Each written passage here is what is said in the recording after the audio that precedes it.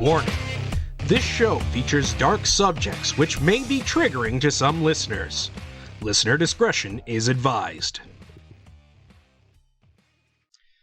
Welcome to Chaos Jar. I'm the loud and obnoxious one, J. West Secord. Hey.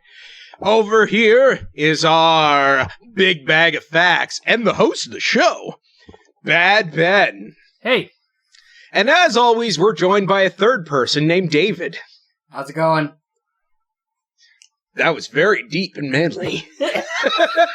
Thank you. I've been practicing. It was very good. Anyway. as always, you can. Oh man, I haven't done this in a while. What's our house cleaning thing again? BA Chaos Jar on Instagram and Twitter. Yes, BA Chaos Jar at Instagram and Twitter. And you can also find me on Twitter at I'm glad you asked _. The underscore is like an ellipses or shit. I need to remind people this because I hadn't said it in a while. And I want people to remember to message me. Please. Doo-doo-doo. He's so lonely. Anyway, you can follow us on Facebook at Chaos Jar Podcast, which is also the name of our YouTube channel for those of you who aren't podcast savvy and just want to, have some easy listening. And trust me, I don't listen to it because I'm not easy. Wait. And as always, you can become a patron at patreon.com/chaosjar. Throw us a couple bucks. We'll throw you a voice out, a shout out. That's the word. A shout out. And you'll become one of our executive producers with early access to our bonus content, The Overflow. That was dramatic effect.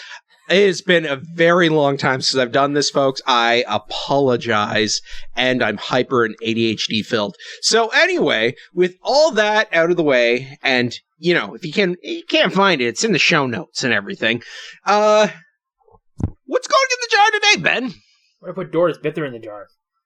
All right, that's our show. That's how it works, right? You say the title and I end the show? Yeah, we don't even give any information. Oh, okay. Well, hey, David, I hope you enjoyed the show. Say goodbye.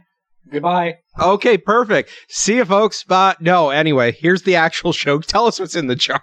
All right. So, we'll start off with, the story takes place in Culver City, California, which is a little, suburb city of Los Angeles. So what you're telling me is it's going to be hard to discern what is a movie and what is the actual crime. It's funny because this actually has a movie inspired by it. So oh shit, Nick. All right. So the population of the city. I was not expecting that coming from my mouth. So the population currently is about 41,000. However, back then it probably was roughly maybe 20,000 people at the time. Okay. It shares a border with an unincorporated area of Los Angeles County. And over the years, it's just annexed more and more of the adjoining land around it. So all the unincorporated land is just slowly being taken over by this suburb of Los Angeles, which I think, to me, it's almost like The Mist slowly coming over. Yeah, they're playing the long game for it. Yeah. Did you, by The Mist, you referring to Stephen King? Yeah. They're just slowly coming over, and they're all like that is one of my favorite stories from Stephen King. I gotta say, not the favorite story, which is it. You know what? I'm getting off topic. Continue. All right. So Culver City has been a center of film and later television production, and it's actually the home for MGM Studios. So. Oh, really? Yeah, the lion. So thing. they got some famous kids on the block. Yep. No, I think New Kids is a lot further west. I didn't say new. So, from 1932 to 1986, the headquarters for Hugh Aircraft Company, National Public Radio, West, and Sony Picture Entertainment also had headquarters in the city, but they all moved out by 1986, which I think is like crazy that they're all just like, we're out of here. Oh, it's no coincidence, my friend. And do you know why? I'll tell you why. Ben's about to tell us soon in his story. Yeah, Ben, you take this one. All right. And so it was originally founded as a sundown town. I don't know if you know what that is. Well, I know everything, but please explain just in case the listener hasn't. So a sundown town is a town where it's basically whites only. And if you're a black person caught in there after sundown, you're going to get lynched. Oh. Yeah, that's my guess. That was your, yeah, you knew that. You knew that. I apparently know everything about racism. Oh shit. Hey, I'm a goof. You know what? I'm gonna stop being the loud and obnoxious one now. Did Token walk in? Yeah. What happened to that guy? So, however, that kind of drifted away as it became more and more into movies and television, and now it is one of the most diverse school systems in all of the United States. So it's gone from being a completely racist white town to like a bunch of different ethnicities and cultures. So what a jump! You know what? Films. The fact that it was because of the filming makes so much sense, right? Like how can you focus all that talent in an area that's all white? Yeah, just white. Yeah, like not everybody who's talented is white. Trust me. I know a few. All right. Yeah, I'm white and I'm not talented at all. Bravo! Bravo! And you were worried. So, there's archaeological evidence that shows that there has been human presence in this exact area since at least 8,000 BC. So, been there a while. Yeah, because they were making movies. They're grandfathered in. They're grandfathered in. It shows that the natives were obviously there for a long time until they were driven out during the sundown town phase. And the California native people were actually massacred in waves by Spanish, Mexican, and Euro-American invaders through a combination of slavery, disease, relocation, forced labor, imprisonment, and broken treaties and genocidal war, including paid bounties for dead, quote, Indians. Oh, God. Okay, so the European breakfast special. Yeah, so basically when they were founding this... Stop being better than me. I have a job.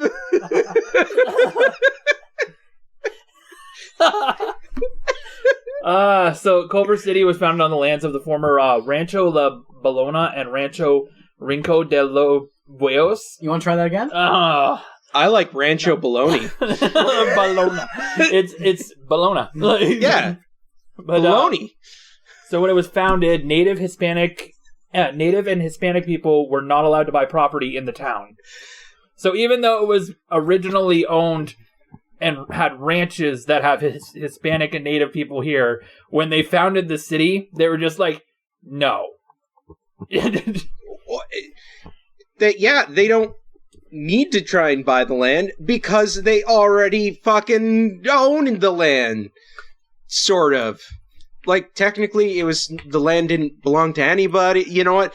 I am not the right person to dictate this history of indigenous peoples and their land. Yeah. There's a person for that. Hi. Hi, what? Hi, Chief Bad Ben. Yeah.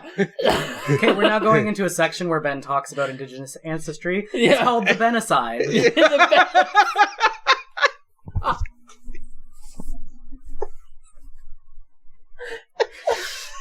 Wow.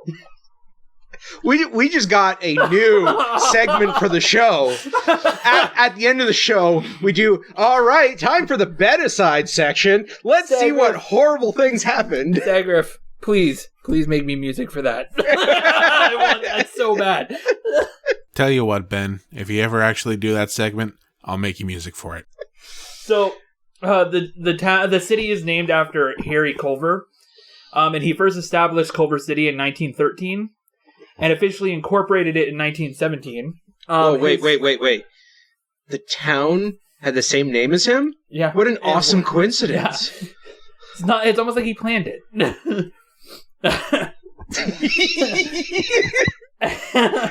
Most of my laughter is just looking over at you, David, and you just trying to not laugh at the shit I say. Working on keeping it in. And so his first ads read, "All roads lead to Culver City," because there were several main transportation routes to the city. And while that seems welcoming, again, sundown town. So, all roads lead here. Only a few lead out. Culver also ran ads promoting this model little white city. So, we all know. And his associate, Guy M. Rush, promoted sales. Guy M. Rush? Yeah, Guy Rush. Promoted sales that, quote, restricted to Caucasian race only. Who is hiring these guys? I have no idea. It's not on their names. Or maybe it is. So, Guy M. Rush. What kind of a name is Guy M. Rush? Guy M. Rush. Middle name. M is the middle name. Yeah, Guy M. Rush.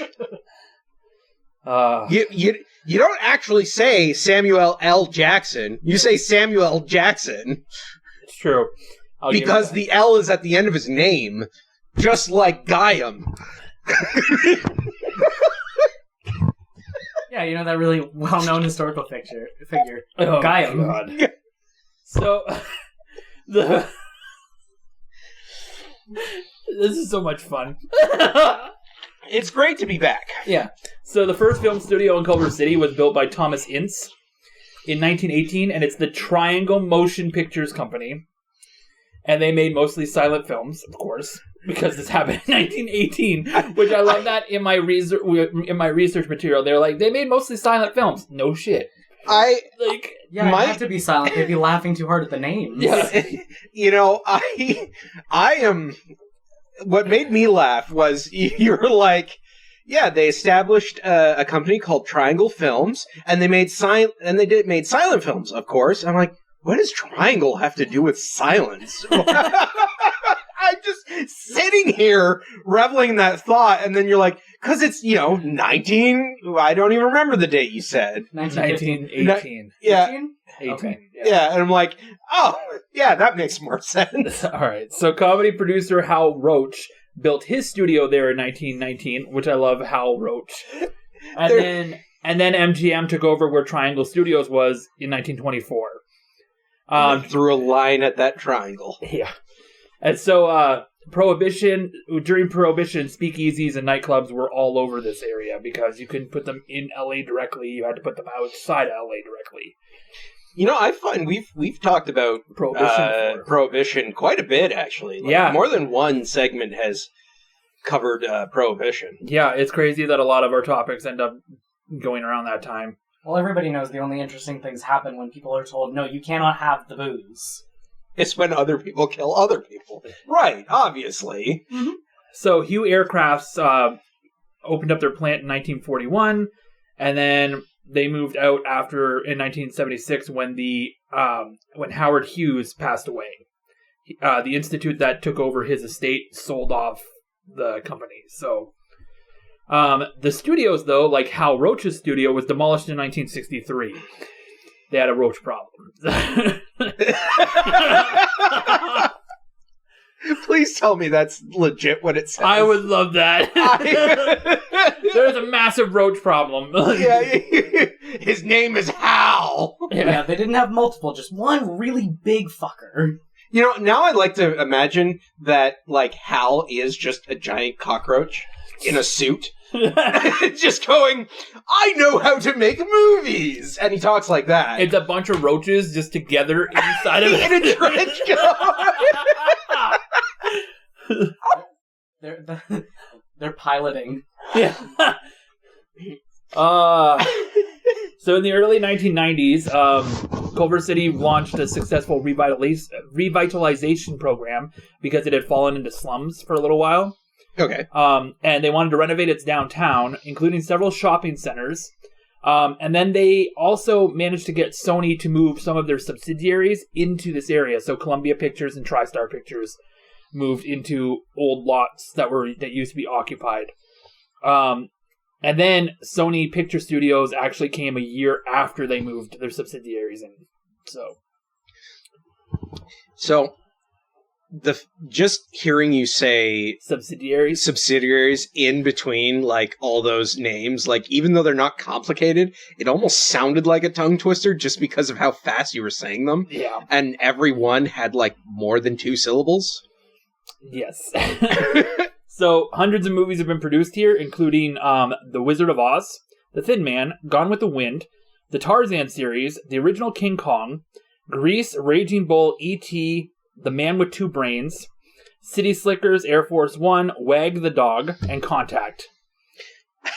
Sorry, because you were saying them so fast, I heard Grease and then another name almost immediately after. Grease and then Raging Bull. Yeah, Grease Raging Bull. You didn't put an N, so it's like Grease Raging Bull. Grease Raging Bull. It's like a wrestler. Everybody, Grease the Raging Bull. Why is he Russian? Because I'm really bad at accents. I'll give you that one.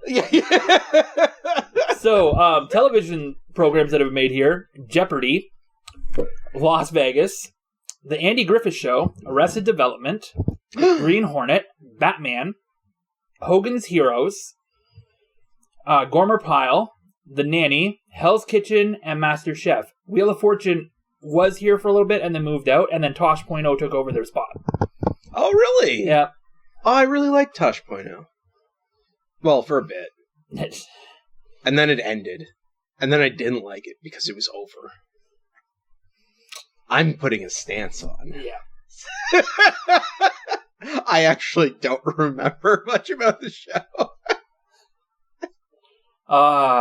So some of the notable people that actually live here, like currently, Drew Barrymore, Shayla Beasley, Big Boy, who's a radio host, Jack Black. I love that he's actually living in this area. Oh, really? Yeah. Michael Chacon. He's a professional bike rider. Okay. Yeah, that's someone we care about on this show. Totally. Helen Hunt. Howard Hughes lived here for a little while and then moved out, obviously, no, he moved out before he passed away, I'm sure of that. Okay. And Dick Stewart, who was a Major League Baseball player. I don't care what he did. His name is amazing. Yeah. I met, Dick Stewart. There's something about that name. I would name a character who everyone's supposed to hate in a show. Dick Stewart. Wouldn't you? It's just, oh man, here comes Dick Stewart. Or maybe even a porn name. You know what? I changed a porn name. Name? Yeah, it's a porn name. Because it's funnier that way. All right. Any comments? Oh, I thought it was Dick Stewart, and I was like, this guy's gonna bottle your penis. Wow. I'm holding my hand up in gesture to David for his brilliant commentary. So, with that, we should probably talk a little bit about Thelma Moss because her institution plays a big part in this. So Thelma Moss was actually an American actress, and she later became a psychologist and parapsychologist. She became a parasite? Parasite. She was a parasite psychologist. A parapsychologist, which means you're a parasite specifically in the brain in order to understand and study human emotions. See, I thought it was the other way around, and you were studying parasites as a psychologist. No, parasites don't have psychology. That's silly. That's silly. You walk in one day, Mr. Roach is there sitting in the chair. Mr. Hal Roach. Yeah, Hal Roach is there. He's like, they knocked down my studio. Now, how does that make you feel? Well, it was a little upsetting because I was inside. Fortunately, I squeezed out. Well, my head is okay with it, but my arm is really angry about it. My legs think that my ass should do more. Yeah. You know, it's a good thing I can get out of rubble. Just drop on a dime. Well, I disassembled it first. Yeah. We think everybody's back. We're not sure. So, Thelma Moss is actually known for her work on Kirlian photography and the human aura. And Kirlian photography is where you take pictures of energy and it kind of puts it in a spectral plane. And it shows the energy that comes off of anything. So, like, one of the examples that I get when I look it up on, like, any other site is normally this famous picture of a coin. And it shows two different coins, and the energy coming off is slightly different on each one. You know, what I get when I hear that is a Dragon Ball Z character powering up.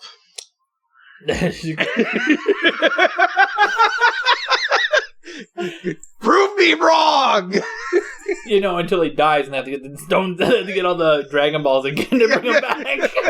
I don't know what this lady was studying because all I emit is gas. Oh, that was good. So she was born Thelma Schnee, and she's from Connecticut. She graduated from Carnegie Tech and then pursued a career in acting, which I think is amazing. She came out of Carnegie Tech and she was like, now that I've graduated from a technical school, I'm going to try my hand in acting. I think that seems like the appropriate route. Well, Ken Jeong was a doctor. That's true. She's one of the earliest members of the Actors Studio as a scriptwriter, and her biggest success was 1954's Father Brown that had Alec Guinness in it, who played Obi-Wan Kenobi. Oh. So I don't think he knows that's Ewan McGregor. I don't think that's his name, but It's Ewan McGregor, but still, I stand by what I said. That is his name, Ewan McGregor. I would love if five. I would love if Ewan McGregor was like, "Hey, this is like Andy Donna's party at the Egg Helms."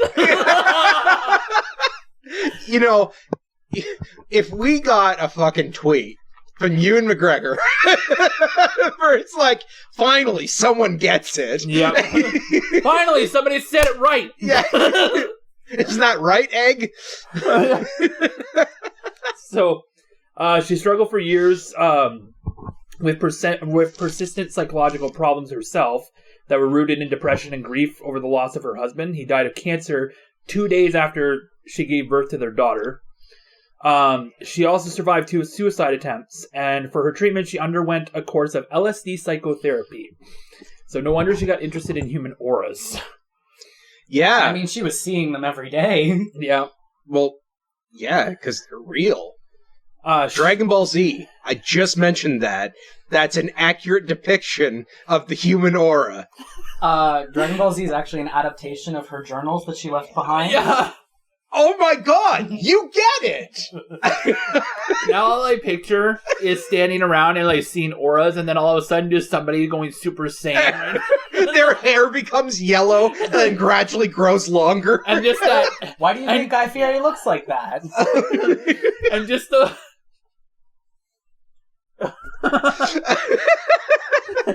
So she later published an autobiography, which was an account of her treatment called Myself and I, under the pseudonym Constance A. Newland.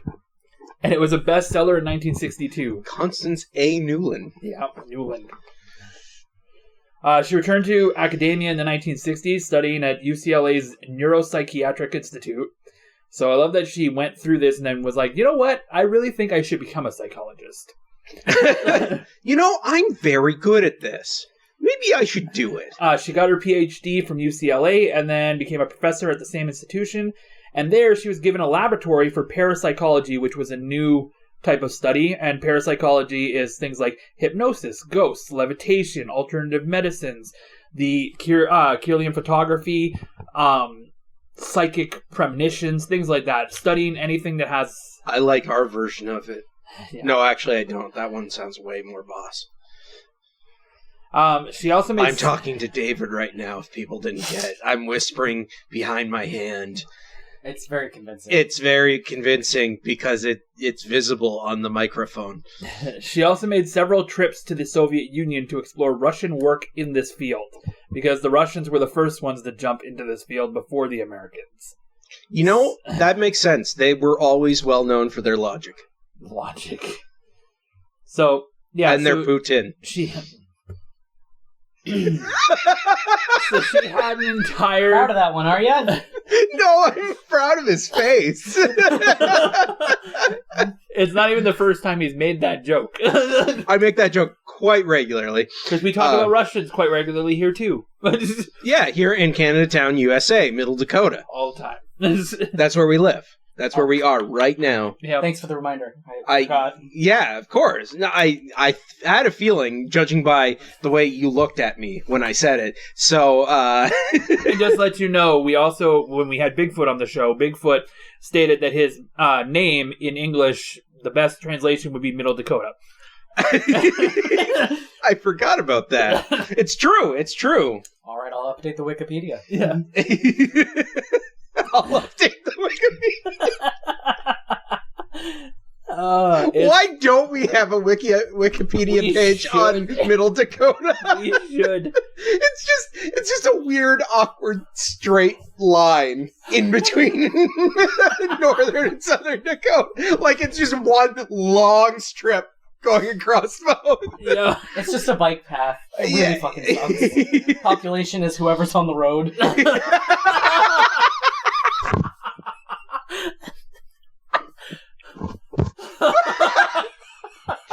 That makes all our political jokes about the climate even funnier. Oh, that was good. All right. So let's talk about this. It's just a guy on a desk on a bike path. Don't go too fast! You're breaking state law!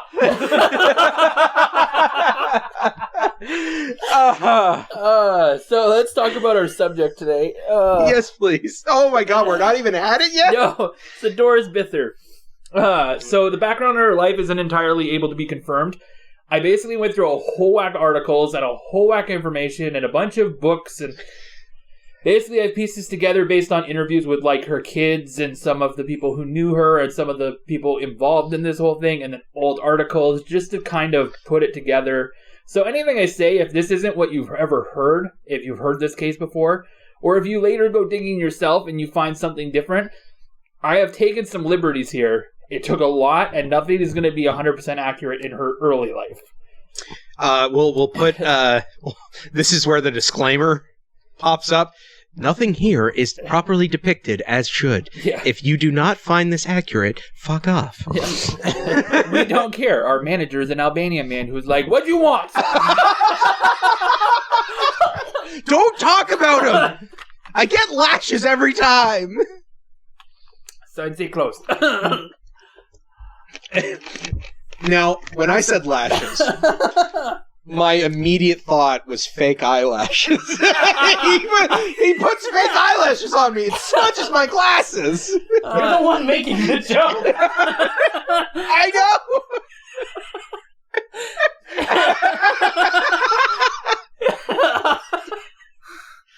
Is that why I show up here and sometimes you look so pretty? What are you talking about? Flutter, flutter, flutter. There's an awful wind here. My glasses just go flying off. You don't even take the old lashes off. They're just They just gradually get longer and longer.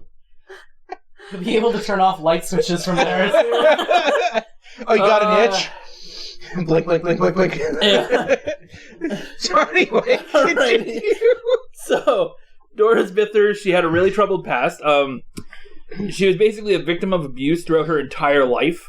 So according to sources, both her parents were alcoholics and possibly using other substances.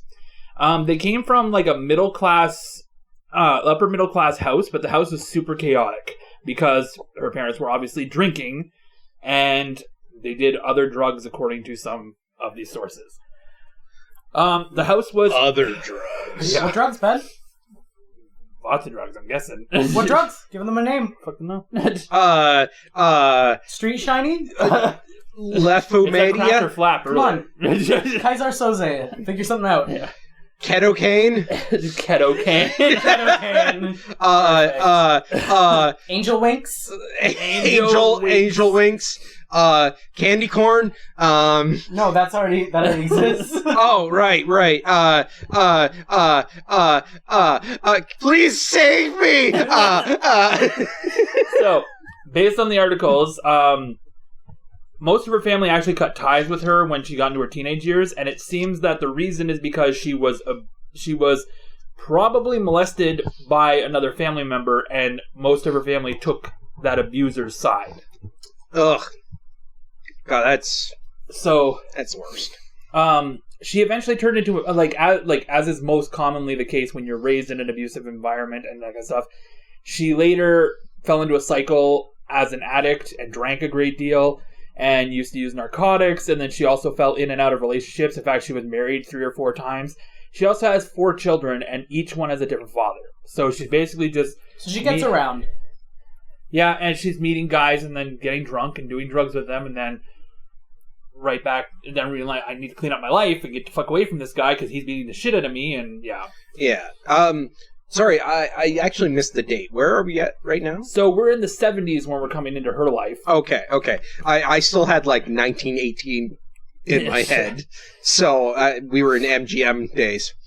So in the 1970s, Doris, her daughter, and her 3 sons. Her daughter is 6, and based on sources, I've got her sons at 10, 12, and 14.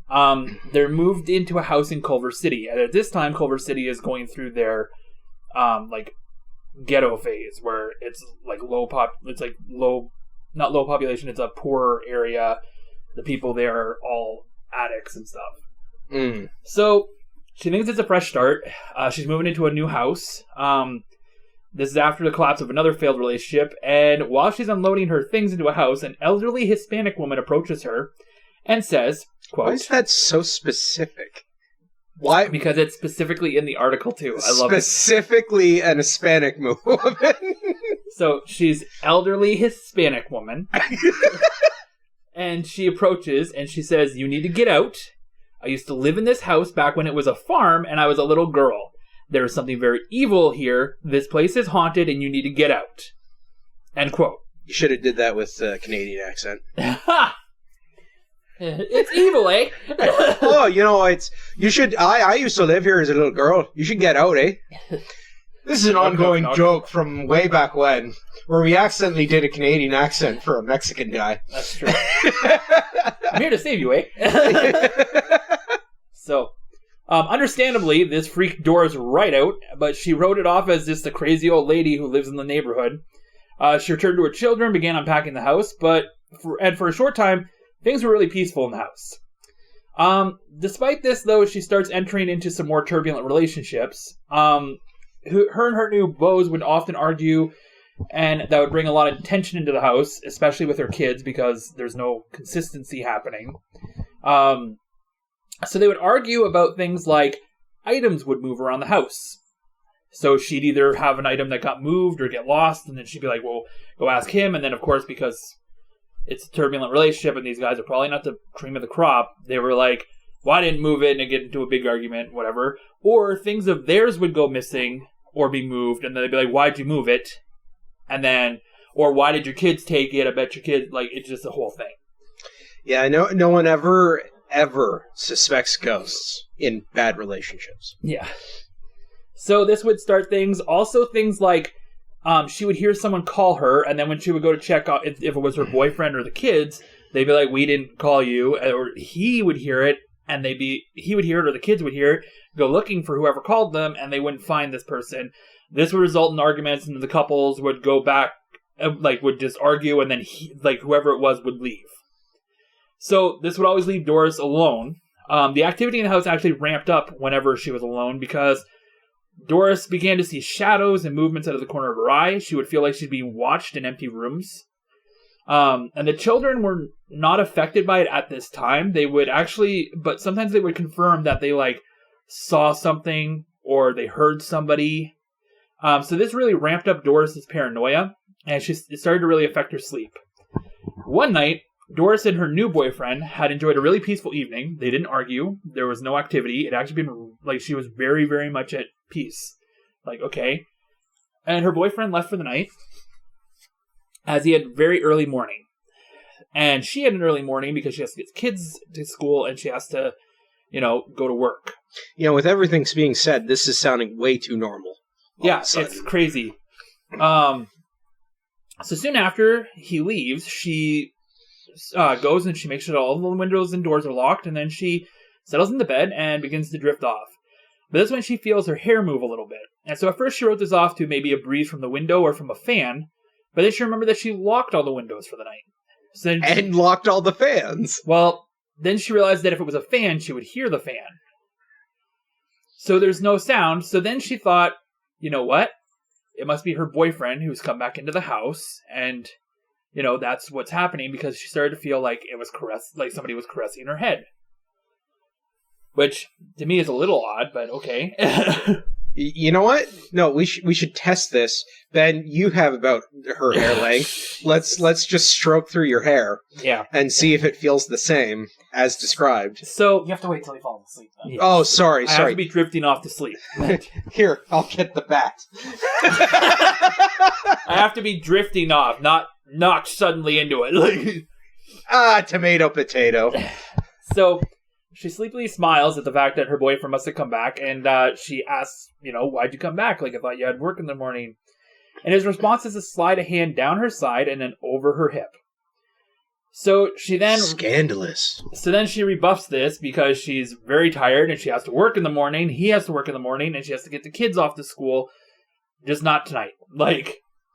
So when she says this, he insistently puts another hand on her knee. She went to turn around and be aggravated with him, but that's when she suddenly realized something that really, really chilled her blood. She has a hand on her knee, her hip, and there's still one stroking her hair. Whoa. The one on her hip isn't a hand. No, Jesus. It's Hal Roach. All 6 arms. No, he just keeps popping in there. We can't kill him. It's almost like... It's almost like... He's really hard to kill. Yeah, nothing can get this guy down. Like some kind of insect. Yeah, not sure which.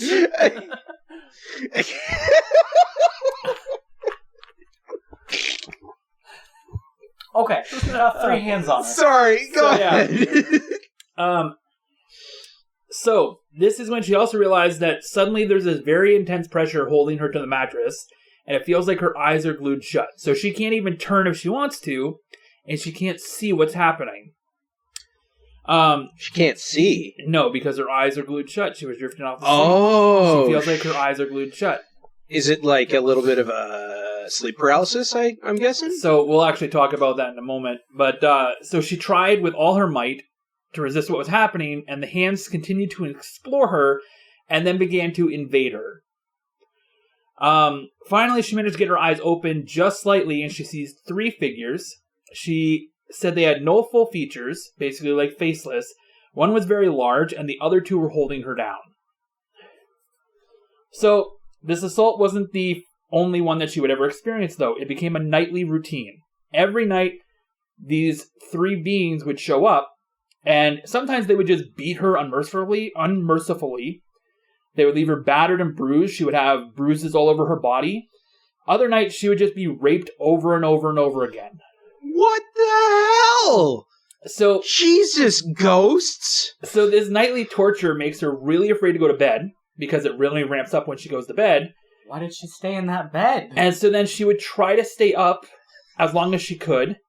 Sometimes... Actually, it's kind of a good question. Why'd she keep going back to that bed? So even if she slept on the couch or something, it would find her. Oh, okay. Oh.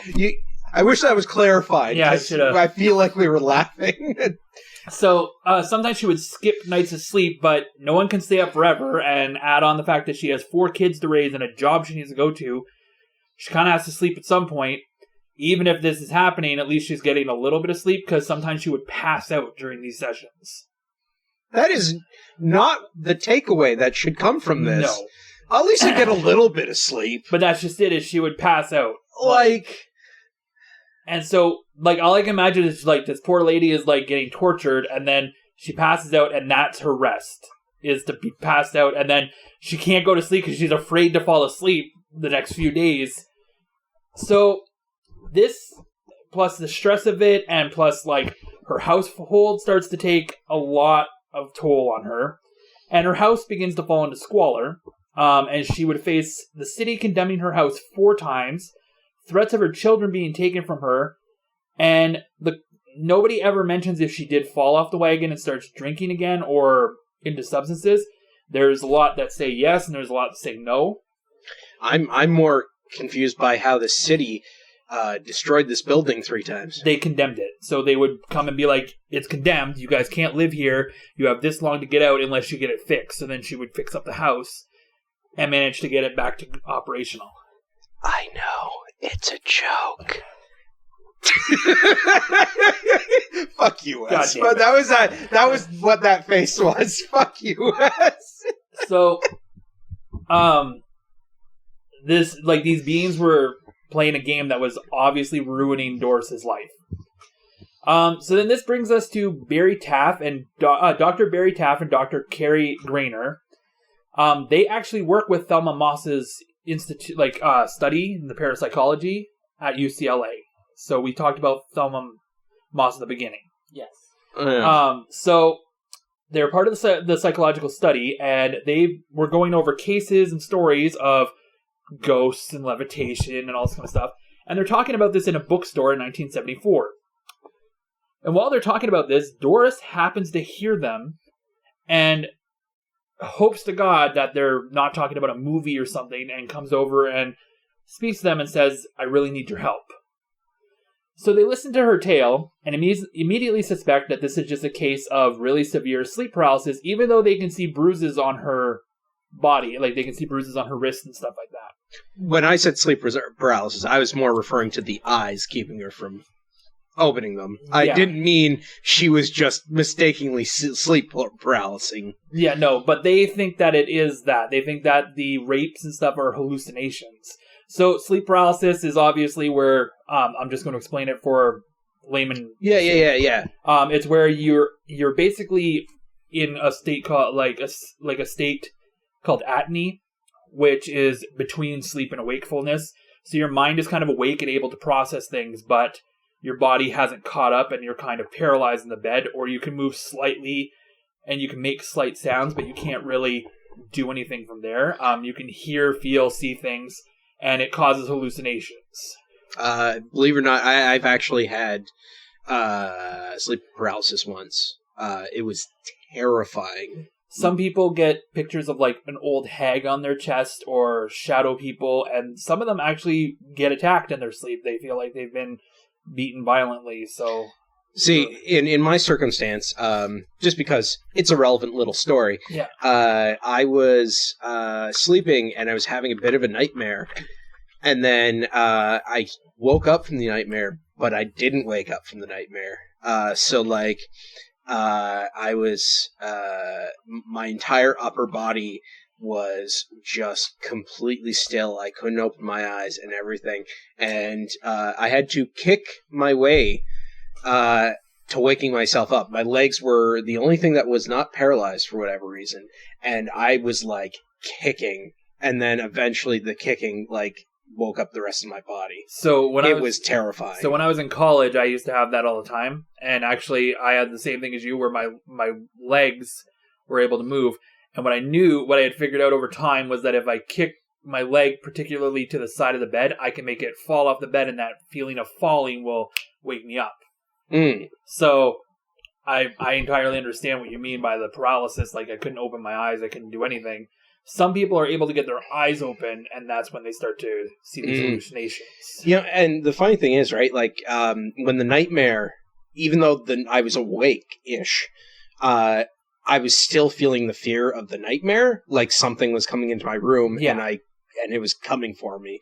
I didn't fully believe it was there, but at the same time, the fear was so clear that's why I panicked and started kicking. When I have sleep paralysis, I just see Hal Roach.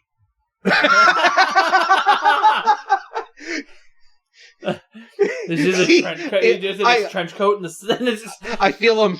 He starts touching me with 3 arms. It's funny because that's who sold me the book box. The book box. Actually, sleep paralysis is actually linked to like the legends behind incubus and succubus type like creatures. Oh, really? Yeah.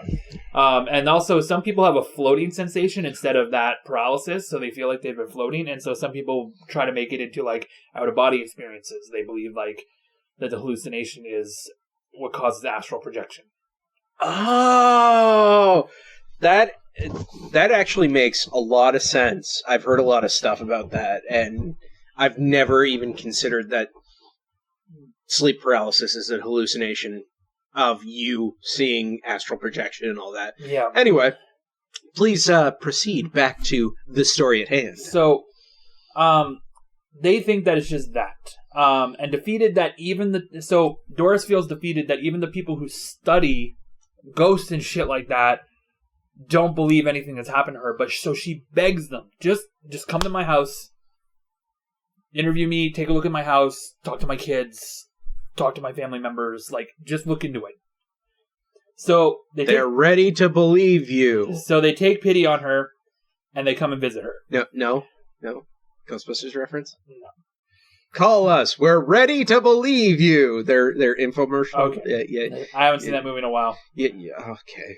So, Taff and Grainer do come and visit, and of course, one of the notes that they have is when they come to the house that it is in squalor.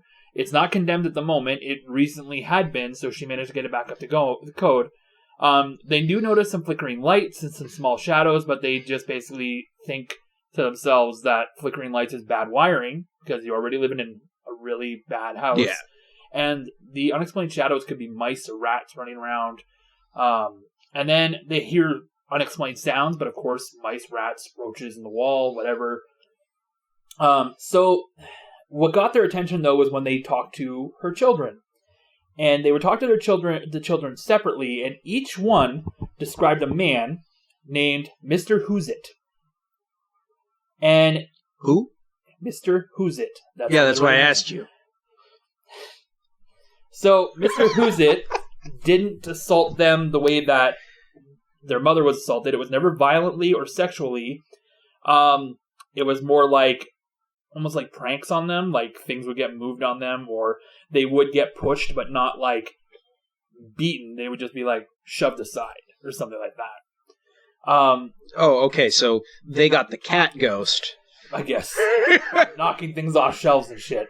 So the more Taff and Grainer asked questions of them and tried to get clarification, the more the stories of the children would align and come to a clear timeline that each of the children have. So either they rehearsed this, knowing they would be questioned, or they all have the same story, including they would talk about how this being was man-shaped, but more like a fog, and each one would say that. It was more like a fog. Ooh, isn't that... There's a particular type of ghost that is described like that. Is that a poltergeist or a shade?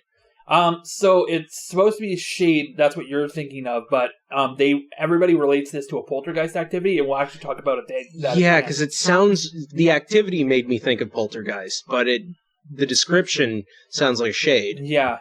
So, and they all have a timeline. It's all like, well, when he did this, whatever, blah, blah, blah, and like, blah, blah, blah, blah, this happened, and then all of a sudden this happened, and they all have the same stories that are lining up. Like, we saw Mr. Who's-It when this happened, or I saw Mr. Who's-It when this happened, and at first he was in, you-know-who's room, but then he moved into my room, and blah, blah, blah, and so they all have a timeline, and it's an easy-to-follow timeline. And so Taff even said that if he was a detective, he would believe that this is truly what happened, 100%. Like, this isn't made up, this isn't, like, this is straight up something that is happening. So he reached out to the friends and a few of the family members that were still in Doris's life. This is one of the reasons that she couldn't leave this house, was because she didn't have a lot of family or friends. And the few that she have don't have the ability to take her in. They're also very afraid of her because they would when they come into the house, they would see some of these assaults and stuff. Many of them don't visit because they witnessed or felt something in the house. One of her relatives, a cousin of hers, described how Doris was in the middle of speaking to her, and then all of a sudden was picked up and thrown a long distance with great force into a counter that left a gash on her hip, and no matter what they did, they couldn't get the blood to slow. It just kept bleeding unnaturally, and it was an unnatural amount of blood that was coming out of her. And it was a very small gash, so they kept saying like it shouldn't have been that much. When asked to see like what happened, Doris showed them a very pronounced scar on her hip. So she hit this thing with a lot of force and a lot of speed, and it was for a faraway distance, according to the relative. So despite all this, the issue was that none of the activity that they were finding was happening on a really grand scheme like they were being told. It could all be written off as bad wiring because the flickering lights and stuff like that. Yeah. The house is in poor condition and it's a distressed family, so like noises, stress, this kind of stuff. And there was a little bit of tension between Doris, and her Doris the Explorer. Dora. Yeah. No, there was a lot of tension between her and her sons. Not her daughter, but her sons. They were probably old enough. Yeah, I think it's because they're older, and especially one is 14 and the other one's 12. You're kind of understanding, and the 10-year-old's probably picking up on the cues. Yeah, the two basically in their teens would also be at a point of rebellion, like natural adolescent rebellion. So like they would be noticing things and whatnot more often. Some things though, like did happen where sometimes there was temperature drops, the smell of rotting flesh, and once a frying pan flew out of a cabinet and onto the floor. So it was a frying pan. I thought you were going to say a flaming sack of poop. And I was going to, because I guess because the prank thing was in my head. So like, and once there was even a flaming bag of poop, and like the ghosts are just ding dong. Okay. Question though, where did they get the poop? Yeah. The families. Clearly, they can grab it from the septic tank. Yeah. So you're telling me that the ghost went down to the septic tank, grabbed a turd, and came back out just to fling it across the room? No. Put it in a bag and set it on fire. So, yeah. But let's be completely honest. A ghost would fucking do that because that would be super disorienting and freaking out. Like, holy shit, where's the shit coming from? Like, so... Anyways, back to this frying pan. It flew out of a cabinet and onto the floor. So they were literally like just talking about something, and then all of a sudden this cabinet opened and a frying pan went ba-bong. So I'm like... Well, it turned into the Netflix logo? Yeah. Ba-bong. And that's where it came from. Doris and their family moved on to invent Netflix. Yeah. She changed her name. 70s? That's incredible. Yeah, she changed her name from Bither's to Netflix. Doris Netflix. Yeah. Doris Netflix. All right. So, also they found that their equipment would normally malfunction if Doris was in the house. But if she was out of the house, all the flickering lights, all the activity... So, let's say all this activity is happening, they got that smell, all this kind of stuff. The moment Doris goes out, their equipment works perfectly, there's no smell anymore, the temperature's back to normal, the lights are staying on, they don't hear anything, they don't see anything. So the person is haunted. Yeah, to me, that it's attached to her. So,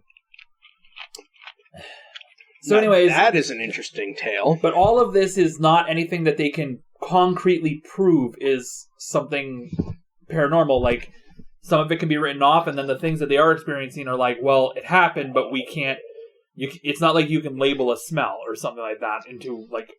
It's just odd. I mean, you can label a smell. You just can't physically label a smell. So, however, the children in Doris would often dread them coming over to investigate, because the entities would keep the activity very low while they're there, and then the moment that they left, it would go haywire. So Doris would end up with these massive bruises. The kids would be in really, really deep fear of Mr. Who's-It, and it would all happen at night. So Taff and Grainer decided that they have to amp up this investigation. So they invited their entire team, the entire study team from UCLA, and gathered as many witnesses, got as much equipment as they could get, set it up in the house, got everybody ready. There was over 35 people in this house. And then they realized that it's really focused on Doris's room, so all 35 people gather in her room. And that's when they set up the camera. No, and then they got in the clown car and so you imagine you're going to the bathroom, you walk down the hall in the middle of the night, and then suddenly this door opens in front of you and all these people fucking spill out. You'd be like, I'm trying to take a shit. Like, Who ordered the party store? If I don't do that, the ghost can't put it into a bag and set it on fire. Fuck, the ghost is waiting for you to poop, and then it's like, why is there all these people? I can't grab it. When it's, I mean, it gives me performance anxiety. You know, they can reach up in there, twist it on out like a light bulb. The piece of room has light. Wow. Damn it, screw.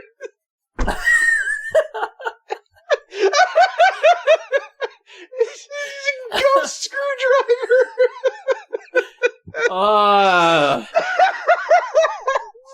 So stupid. So they show up.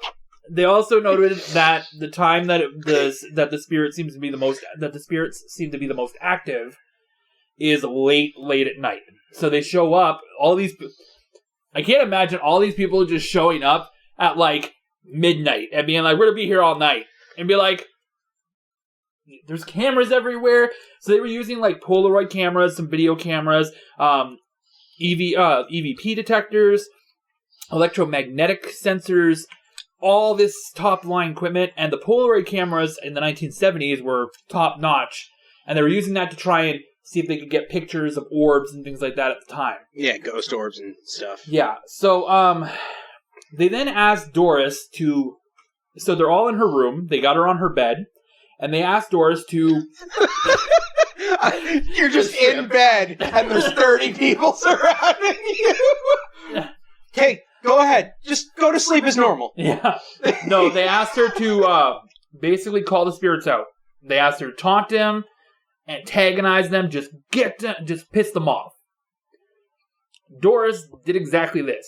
She called them cowards, said things like, you weren't fucking cowardly last night, told them that they were afraid. You're afraid of all these people. You're afraid of me. I'm not scared of you. Said that that the spirits were weak and helpless. You attack me late at night, so that way, because you know that I'll fight you off. Just went right off on them. I'm shitting my pants. So just imagining that whole scene. Can you imagine these things that beat you unmercifully, and then like rape you a bunch of times, and then they're making you like call them out and be like, yeah, just piss them off. Yeah, like honestly, let's see what happens. I feel like they must have had a little bit of coaxing.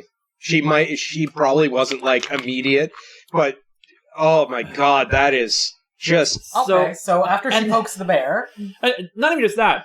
So let's say nothing happens, and these people are like, okay, so nothing happened, and they all pack up and leave. Now it's already pissed off just bringing them in. Now you've pissed them off, like. Oh. So sorry, I know I haven't shown it, but I'm actually like getting really big chills down my spine right now. So for Doris. So Doris did. Oh yeah, and her too. So Doris did everything she could to ramp up in a response, and she got the fucking response. The lights with the people. Yeah. So the lights began to flicker, and all the equipment started to malfunction, and then the lights went out entirely. A strong presence could be felt, and suddenly the torso of a man appeared and strolled about the room. The experience was so intense and the pressure was so harsh that one of the researchers fainted.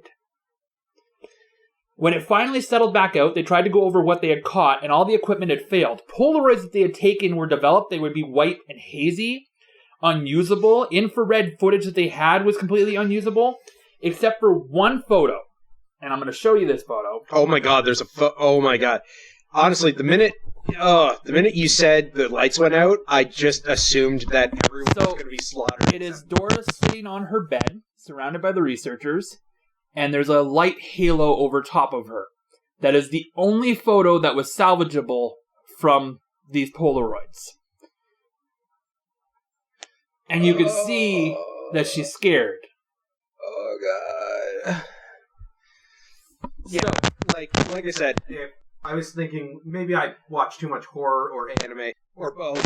But the minute you said the lights went out, I was expecting the lights to come right back up, and it's just Dolores surrounded by like all the bodies. So these are other photos that were taken, and as you can see, they're like unusable. You can't. There's nothing in them.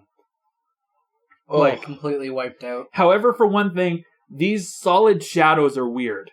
I can't quite see. You might want to tilt the thing a little more. Yeah, thank you. The solid shadows are kind of weird behind them.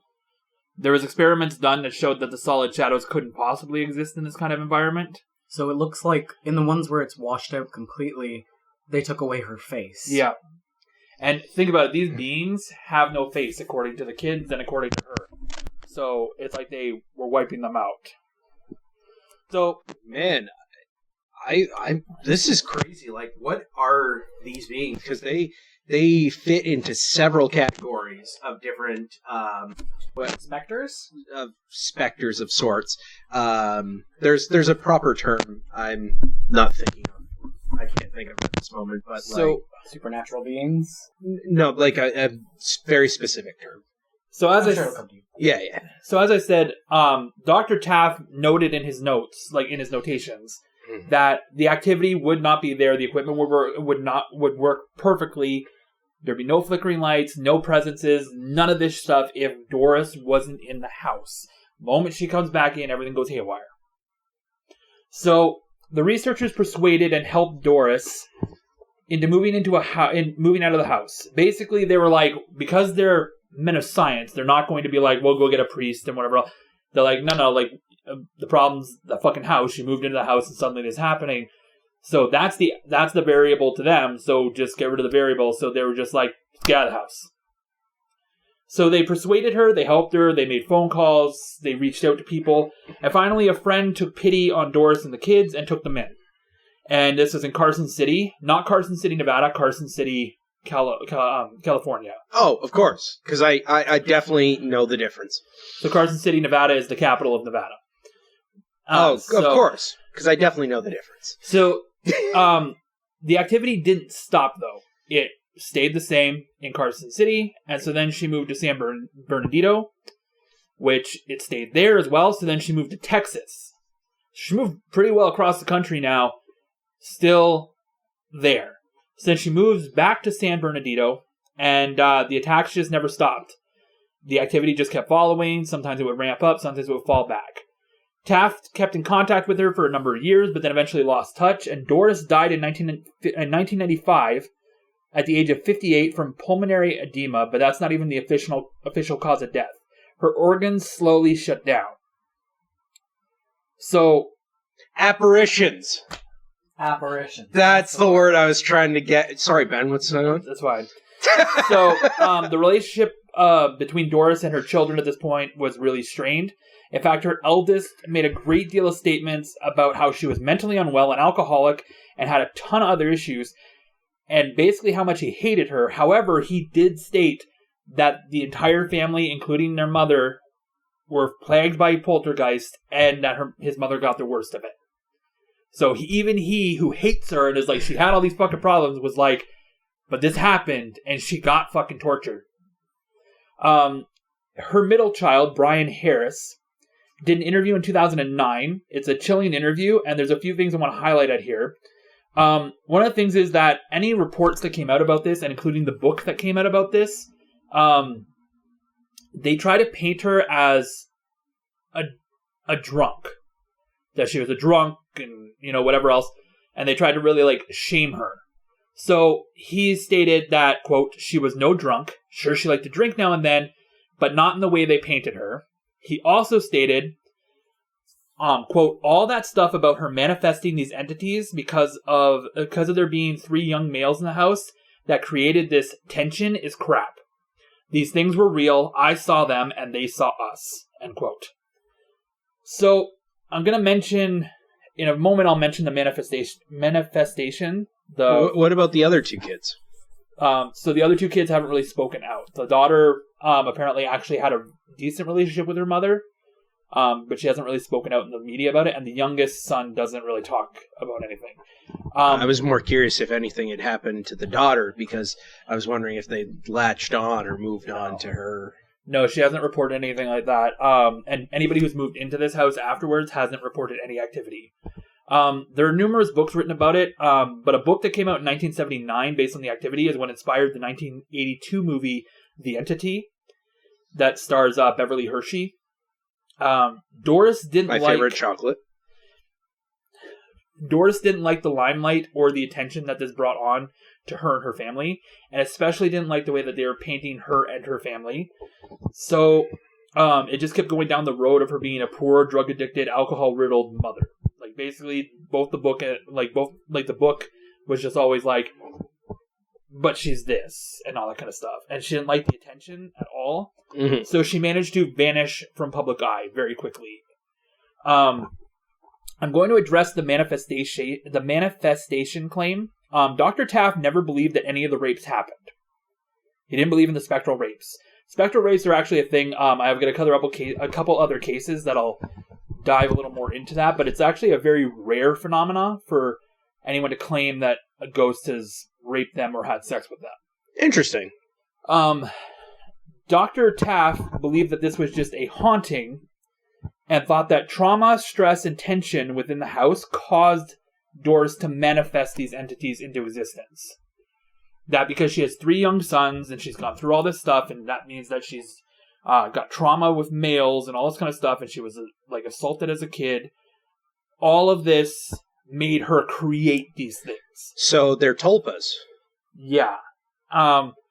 I actually know what that is. So she believes that she willed them into existence. There's a whole theory about poltergeist activity that isn't always linked to spirits. So sometimes poltergeist, which means noisy spirit, they are linked to being actually like a spirit, like a ghost. Mm-hmm. But other times, there's like a whole side of parapsychology that believes that poltergeist is actually just the psychic energy of the person willing these things to happen. And there's a whole side that believes in a theory that we actually bring ghosts into existence using our own sheer will.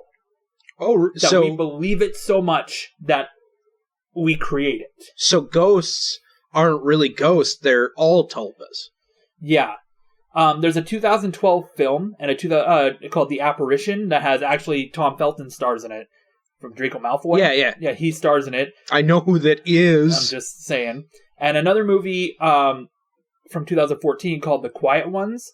And both movies are based off of this idea, and they're based off the Philip experiment. And the Philip experiment is the other story that I want to talk about with this because it links together with their claims here. Okay. The Philip experiment was an experiment that took place in 1972 in Toronto, Ontario. So Canadians did this. Oh, really? Wow. Yeah. So just a hop, skip, and a jump from us in Middle Dakota. Yeah. Yeah, exactly. First they put metal bones on a mutant, and now they experimented with ghosts and entities. Like, something's happening in Toronto. Man, Canada's some twisted shit, more than I thought. So, it was Not being from there, I wouldn't know. Right. I don't know what you're talking about. You seem very shady about that. Anyway. So, the experiment was conducted by the Toronto Parapsychology Research Society, and it was led by Dr. A.R. George Owen.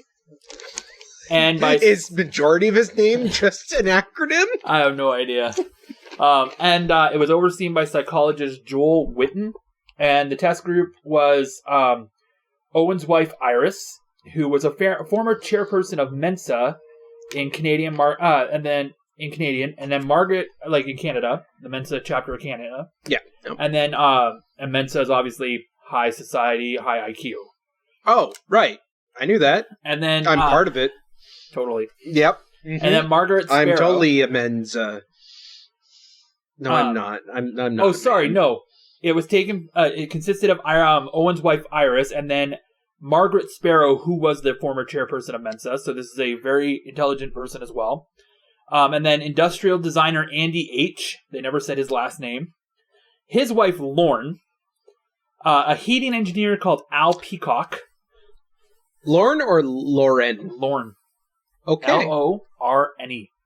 Oh, that's my uncle's name. Accountant Bernice M.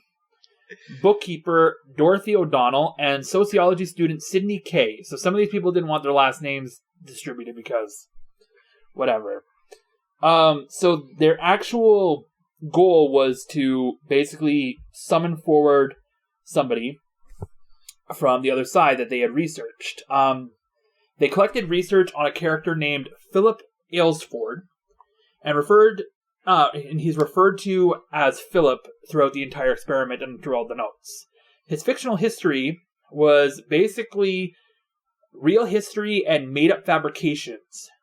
Philip was born in England in 1624, served as military throughout his young adult life, and was subsequently knighted at 16. Then he served in the English Civil War, and then he met and became a close ally of Charles II, King of Scotland, England, and Ireland, until his deposition in 1651. Later, he was really close to the king during the 1660 Restoration until his death in 1685. Philip, though, never had a chance to see much of the rule, as he fell in love with a Romani girl. She was accused of witchcraft and burned at the stake, which then made Philip commit suicide in 1654, and he would have been 30 years old. They worked tirelessly to communicate using an invention that they had come up with, and hoping that their sheer belief in him would will Philip into existence. So they made up a person, and they willed him into existence. The best way to do that would be to come up with the elaborate story and then tell it to someone who didn't know it was fake, and then they would believe it to an extreme point. So these attempts proved unsuccessful in trying to communicate with the spirit. So then Dr. Owen changed the experiment conditions, altering several key environment variables such as dimming the lights. And just to be more closely resembling like the conventional seance. And in an attempt to communicate with the spirits for these earliest roots, they just really went they started to add things to the thing to try and make it creepier. And the creepier they added to it, the more the participants started to feel things. Participants reported phantom breezes, vibrations, vocal echoes, and a rap, rap, rap sound whenever questions were posed to Philip. So they would ask him to answer questions by tapping. So these participants are people who had no idea he wasn't real. Oh, okay. And so the table was said to tilt and move around the room without human contact. Aggregated audio, visuals, and participant accounts documented the phenomena, though Philip was never said to have appeared to any of the participants. So they never saw him, but things happened, and they all stated. It was immediately criticized for the adherence, for the lack of adherence to the scientific method, including the lack of control of variables, ambiguous data analysis, and the methodology of the seance itself. So they didn't really stick to the scientific method to try and prove this. They just kind of kept pushing it out there. Yeah, it's a weird circumstance because I feel like it's something that you can't just do a scientific method because it's really funky and erratic. Yeah. And so, it's just weird how this happened, and basically the idea was that the subconscious human brain wants to believe in it so badly that it makes it happen. So any apparitions that anybody ever claims to see is just them wanting to see this. Or if you're in a creepy environment, you want something creepy to happen, even though you tell yourself you don't. Your subconscious you got to make it happen, and then it happens. Which when I used to do ghost hunting tours and stuff like that, a lot of the reason why you watch ghost hunting shows and they do like solo missions or whatever, like they do solo sessions, is to try and keep that hystericalness of other people. Because if the three of us are standing in a creepy room and I go, "Did you hear that?" And you go, "No, I didn't hear anything at first." And then I go, "Okay." And then about 2 minutes later I go, "A little colder in here." You're going to start to think, "Oh, like, yeah, it is kind of cool. It's weird." And then all of a sudden, like, you're going to hear something and then be like, you're going to hear it and then you'll be like, "Wait a minute, I think I heard something." And then, "Oh yeah, I totally heard it too." And then you want to join into it, and then everybody slowly becomes consumed into it. So it's the power of suggestion. Yeah.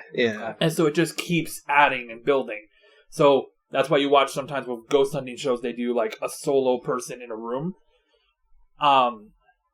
And like, that's why a lot of the ghost hunting tours try to debunk things. So like, they hear rattling. Well, let's look around the entire place. Or they've already taken a look and they've checked the piping. They've checked things to make sure that, okay, this doesn't wiggle. So that's why sometimes when I'm watching ghost hunting shows, I'm like, you never really checked out the house, guys. You guys just walked in. So that rattling noise that you're hearing might just be the furnace kicking in. Like, here's the thing, though. If they had checked it ahead of time, it wouldn't be entertaining. Yeah, they gotta play it up. So yeah, like, it just, things are more entertaining if you feel like you're discovering it too, right? Plus, genuine reaction is like fantastic for. Oh shoot! I had the word. For ratings, authenticity, all that good stuff. Yeah. It's definitely a people pleaser. Yeah. So that's the entire story. Doris died, and her kid's still alive at the moment. But they like her two sons, the one that hates her and the one that gave an interview and is still slightly close to her. Well, slightly was close to her during life. They both state that something happened. Okay. So, I gotta say, this is really interesting because, A, the thing started as poltergeist. B, it started turning into a shade. And then C, the whole thing turned out to be a tulpa. Now, I say tulpa, I've said it like a few times now, and Ben clearly knows what a tulpa is. I'm sure David does too. But I know everything. Yeah, exactly. But for the sake of the audience, a tulpa is a Tibetan spirit of sorts that is formed from from the subconscious of the person. You will a being into reality that only you can see. Sometimes it depends the story, because some lore depicts it as something that's anyone can see and whatnot. But like, it's something that you manifest and can only see, and it affects you, and it's all driven from your subconscious. And it's really neat how you sort of described it in that manner. Right? Yeah. Like, it's so cool to see something like, I obviously the word tulpa never appeared in the story. So like, me just doing this is, I guess, speculation, but I did really like the idea of something so, I guess, esoteric in terms of spiritual lore and mythology. So I like that Dr. Taff tried to come up with a parapsychological reasoning for it. So like, she caused the manifestation. Yeah. And that's not to say that that's the actual way that it went, or that's what this was. The only thing that throws me off about that is, so all 35 people in that room wanted this to exist, or she was just so powerful in her want that she caused a man's torso to appear? Honestly, I could believe that. Because the thing is, right, the scientists aren't thinking anything. Either they're thinking or they believe it, and they want to study it. So either way, their influence probably doesn't have an effect, and her psychic power, I put quotes there, but because this is still speculation, would be probably significantly worse because of all the trauma and everything. Like, her trauma was way worse than the average person. Yes. She went through so many different things, and severe, she went through severe alcoholism for a bit. Like, I don't know if she was in it at the time because of the weird things, but, like, she did go through it at one point. She was a drug addict at one point. She went through several abusive relationships. She was married 3 times. And, like, in everything that described the situations that happened to her, like, my immediate reaction was that it sounded like, Ghost of Christmas Past, type of thing. Like, all of the shitty boyfriends had manifested to take it out on her again. And here's the thing, too. So they say that, like, in the thing it says that, so they hint a lot that a family member abused her. What if the family member was a cousin that was close to one of her boys' age? So one of her boys is 14. So what if she was abused by a cousin who was 14, and then they sided up with the cousin being like, well, no, he's a boy. Like, boys will be boys. Like, yeah, they never really explained who did anything. Who did something and to her. It's not confirmed that this ever happened, but it's very, like, all the articles I read, they were very suggestive that this happened.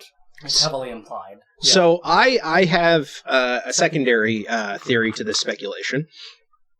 I think, like, if we're going with if I go with the Tulpa theory, because that's kind of where I'm on board with that.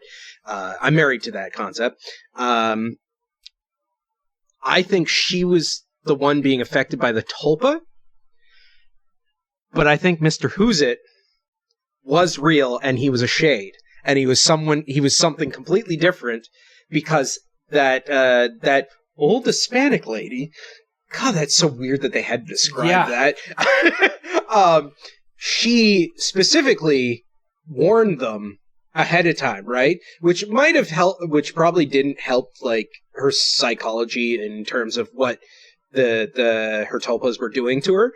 But the kids did not suffer through that same circumstance, and they were having pranks pulled and everything, which sounds like very common apparition based things, because they're obviously, the joke is that they're just cats and they're, like, knocking stuff over and pushing you, like, that's and, like, so if, let's say Mr. Who's It is exactly, like, let's say that he is a shade. Let's say that he's the shade, and, like, he's actually a real spirit, while she's just suffering from tulpa attacks. So let's say he's doing this or whatever, and that's amping up her tulpa as well. Because of the spiritual energy. Yeah. Then why, after, like, the researchers came, was Mr. Who's It who the children were afraid of? Because Mr. Who's It was the only real one. Was the only one that was affecting the kids. So Mr. Who's It was still, pissed off that there were researchers around. Yeah, why are you bringing people into my house, and why are you fucking telling them about me? Yeah, like, because for the most part, like, it was he seems mildly gentle with the kids, for lack of a better term. Like, he's spooking them, but none of the kids ever reported that they got hurt.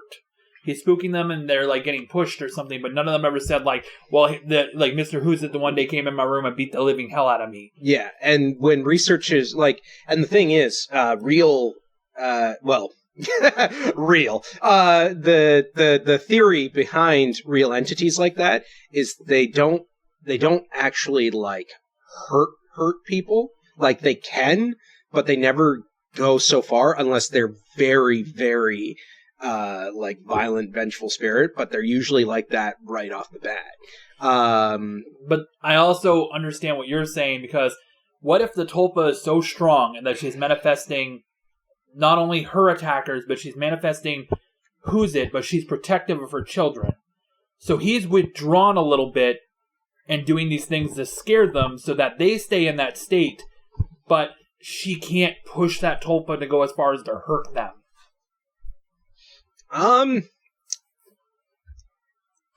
Yeah, I'm gonna say, I don't buy that. That doesn't make any logical sense. we're speculating ghosts and apparitions. No, we don't have, there's no rules. Yeah. But, like, I think Mr. Who's It just, he doesn't fit the pattern of everything else, though, right? Like, he's a shade, like he's just a shadowy figure, as opposed to the other ghosts, which are like they're faceless beings. So the weird thing about it is that when she describes no features or whatever, but then 2 articles out of all the ones I read claim that she said that they were Asian, which I was like, this is weird that out of nowhere these 2 articles were like, they appear, and she was assaulted by 3 Asians, and I was like, okay, why is it so, like, I haven't read these, and none of the kids ever said this, like, so then I wonder if maybe, like, Mr. Who's It was actually a real ghost in a way, and he was Asian? Well, like, I'll say this. It could also just be, like, racist articles at the time. That's true. Like, because if it's 2 out of, like, 40, who you're kind of like, okay, someone's trying to add something so they could stand out type and of also, thing. why do they all call him Mr. Who's It? And I guess, like, kids will come together with a nickname for something. But why does he have a name? See, that was the one thing I forgot I was wanting to ask earlier was, did they hear him say that? Did they call him that? Like, because that is actually a really interesting thing. Because Who's It actually makes sense if the kids called him that. Because, you know, who's it, what's it? Yeah. Like, that's a very childlike thing to call him. The other thing in my mind is, like, maybe if he was speaking to them, he said his name originally, and they just heard Who's It? Yeah. Like, or maybe it's one of those cases where they called out who is it, yeah, and the ghost just repeated it back. yeah. But oh, that's so cool. yeah. Who's it? Yeah. Who is it? Who's it? Yeah. Oh man, that's really cool. I like that. Yeah. But Netflix, you can contact me anytime. Yeah. I'll write the rest of the thing for you. Yeah, and because you know we already understand where the tune comes from. It's a flying frying pan. Yeah. Dum dum. It's funny because, like, only a few We're on places you. mention that, and some of the articles actually mentioned that they only ever came twice to investigate, and I was like, well, that's weird, because a lot of other articles were like, yeah, there was several times that they showed up to investigate, and, like, they did a deep dive and stuff like that, and I'm like, okay, like, so I went with they've been there multiple times, because I don't think she would have just let a whole whack of researchers into her house. And 30 researchers in her room at once. Yeah, if this wasn't a escalating thing that happened over time. Like, I went and found these 2 guys, and all of a sudden they're showing up with 35 guys in the middle of the night. Now, the 2 people in question, are those the 2 people with the Annabelle story? No, that's Ed and Lorraine Warren. Oh, okay.